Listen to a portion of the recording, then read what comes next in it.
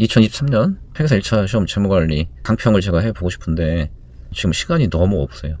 월요일부터 토요일까지 매일 강의가 있어서 강평을 하려면 그 해설 좀 파일을 만들어서 해설을 해야 되는데 그걸 만들 시간이 없어요. 그래서 일단 총평만 영상 만들어서 올려보려고 그래요. 왜냐면 총평을 해야 되겠더라고.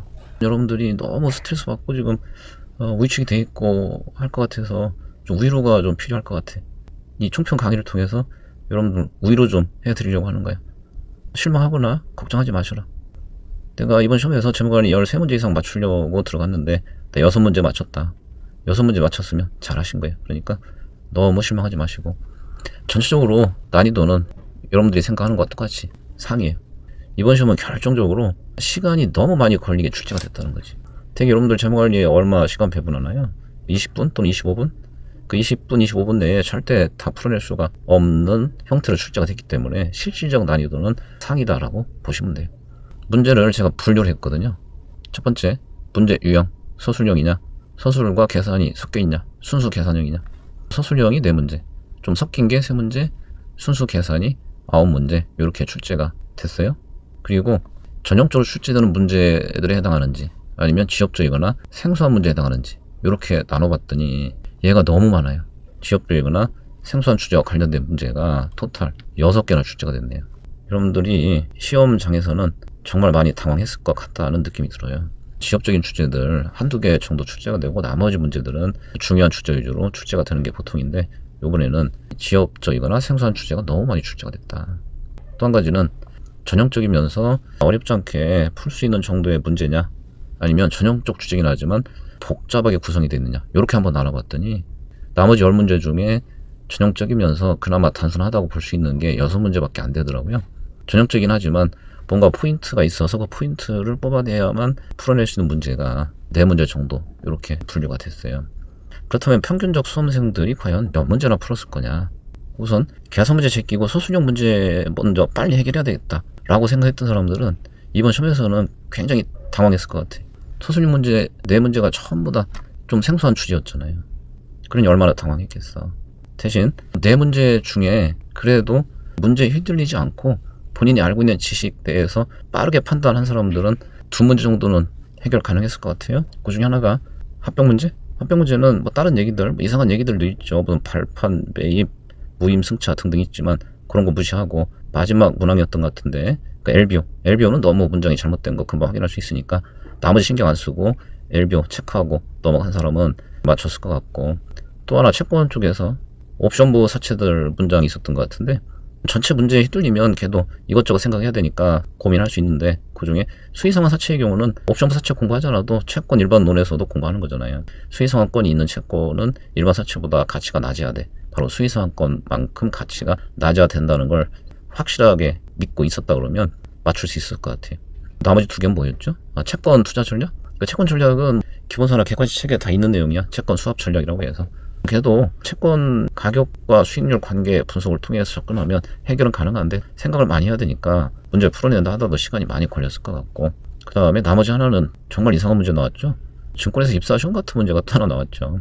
그래서 제 생각에 지엽적인 생소한 내용이긴 했지만 서술형 문제에서는 그래도 한 2개 정도는 맞춘 사람들이 있었을 것 같다라고 판단이 돼요. 지엽 주제 중에 28번인가 요거는 베일리 리스크죠. 베일리 리스크는 연습서 2차 공부한 사람들한테는 기본 계산 문제이기 때문에 또 그 문제가 이 전체 문제 중에서도 가장 쉽게 계산할 수 있는 단순 계산 문제라서 2차 공부했던 사람은 한 문제 그냥 풀고 들어갔을 거예요. 그 다음에 나머지는 전형적 문제 드리면서 그나마 단순한 문제가 한 6개 정도 전형적이긴 하지만 복잡하고 또 포인트를 잡아야 되는 게 4문제 정도니까 이거 다 틀렸다고 가정할게요. 어차피 시간이 부족해서 못 푼 거니까. 그러면 말 문제에서 한 2문제, 계산 문제에서 한 6문제 정도 맞았다 그러면 최선을 다한 거다고 생각이 돼요. 8문제 정도 맞았다 그러면 이번 시험에서는 굉장히 선방한 거다. 제가 생각할 때 재무관리에 20분에서 25분 배정해서 시험을 봤다 그러면 유예생들이 있죠. 다유 2차 공부 한번 했죠. 그 사람들도 10문제 이상 맞춘 사람은 별로 없을 것 같아요. 이번 시험에서 10문제 맞췄다. 최상위권이라고 보시면 돼요. 8문제 맞췄다. 그것도 잘 본 편이라고 보시면 돼요. 나 웬만큼 공부했어. 그런데 반타작도 못했어. 실망할 필요 없어요. 한 6, 7문제 정도만 잘 맞췄어도 이번 시험은 선방한 거라고 생각하세요. 우연을 가지세요. 실망하지 마세요. 시험 자체가 그렇게 나왔기 때문에 결과도 그렇게 나올 수밖에 없다라고 받아들이시면 돼요. 평균적으로 6문제에서 8문제 정도 맞춘 사람들은 편안하게 생각을 하시면 될 것 같아요. 이번처럼 시험에 나오면 성적에 결정적 영향을 미친 요소가 이 두 개일 것 같아. 30분 정도 배분했다면 그나마 좀 더 맞췄을 것 같아요. 시간이 많이 걸리는 문제들이 많았기 때문에. 그 다음에 연습서 공부했냐 안 했냐에 따라서 결과가 많이 차이 날 것 같아요. 연습서 공부한 사람들이 아무래도 계산 문제에 있어서는 문제에서 키가 되는 포인트를 좀 더 빨리 찾아낼 수 있겠죠. 계산도 요령껏 훨씬 빨리 할 수 있잖아요. 그런 측면에서 연습서 공부했던 사람들한테 상대적으로 평년보다 훨씬 더 유리했다. 단순 한 번만 계산해서 결과 나오는 경우면 연습서 공부한 사람이나 객관식만 공부한 사람이나 차이가 없단 말이에요. 그런데 이거는 계산을 다양하게 해야 되고 뭔가 포인트를 찾아내야 되는 형태의 문제들이 많아서 연습서 공부했던 사람들이 훨씬 유리했을 거다. 마지막으로 하나 말씀드리면 의제기가 가능한 문제가 하나 있다고 판단돼요. 38번 문제인데 가다반 기준으로 하면 3번은 맞는 걸로 해야 되는데 제대로 계산한 거하고 지문에 있는 숫자가 단수 차이라고 보기에는 차이가 너무 커요. 제가 계산해 보니까 20몇 원, 30원 정도 차이가 나던데 1원, 2원 차이 난다면 단수 차이라고 볼 수 있는데 이게 한 30원 정도 차이가 나니까 단수 차이라고 우기기에는 조금 무리가 있다고 보여요. 다만 그 의제기는 받아내는 게 굉장히 어려워요. 출제자가 계속 고집을 피우면 쉽지 않거든요.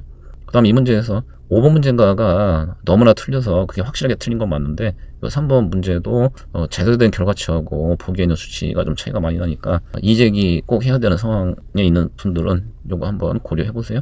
대신 저한테 이제기 해달라 그래도 저는 그 자격이 안 돼요. 저한테는 부탁해도 소용이 없고 그 자격 갖추고 계신 교수님들 그분들한테 찾아가서 부탁을 해보는 것도 방법이 될 것 같아요. 다시 한번 말씀드릴게요. 이번 시험은 너무 어렵기 때문에 반타작했다 그러면 자부심 가져도 돼. 나 잘 본 거구나. 6개, 7개 정도 맞은 사람들도 선방했다고 이렇게 편하게 마음 먹고 2차 시험 공부를 바로 시작을 할 수 있도록 그렇게 하시면 될 것 같아요.